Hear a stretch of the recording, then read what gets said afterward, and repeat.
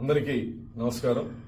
గత 2 రోజులుగా YSR Congress party social media కొన్ని యూట్యూబ్ ఛానల్లో నేను భగవద్గీతని అగౌరవపరిచినట్లు, హేళన చేసినట్లు అసత్యపు ప్రచారాలు చేయడం జరుగుతూ ఉంది.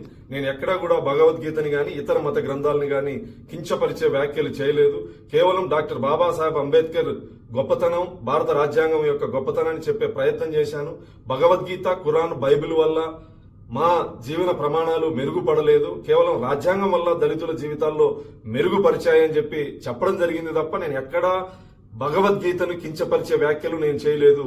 హిందూ సమాజాన్ని కించపరిచే వ్యాఖ్యలు నేను చేయలేదు.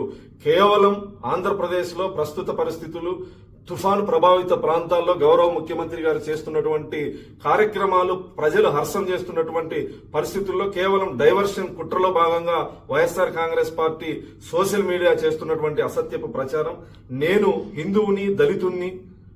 గౌరవ ముఖ్యమంత్రి గారు నాకు టీటీడీ పాలక మండలి సభ్యుడిగా అవకాశం ఇస్తే నా నియోజకవర్గంలో శ్రీనివాస్ కళ్యాణం నిర్వహించాలని చెప్పేసి 8 నెలల క్రితమే నేను లేఖ రాసిన వాడిని.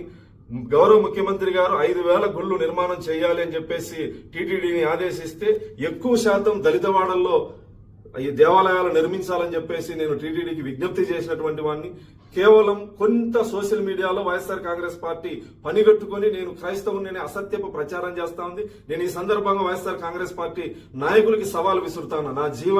నేను పుట్టిన ఊరిని వెళ్లి మీరు విచారించుకోండి. మా తాతల కాలం నుంచి నేను హిందువుని, వెంకటేశ్వర స్వామి మీద భక్తి ఉన్నటువంటి వాడిని. మీ కరుణాకర్ రెడ్డి లాగా ఇంట్లో ఒక మత ఆచారాన్ని ఆచరించి, క్రైస్తవ మతాన్ని ఆచరించి పదవి కోసం బయట హిందువుల డ్రామాలు ఆడేటువంటి వ్యక్తిని కాదు. నేను హిందువుని, దళితుణ్ణి, వెంకటేశ్వర స్వామి మీద నమ్మకము, భక్తి ఉన్నటువంటి వాడిని.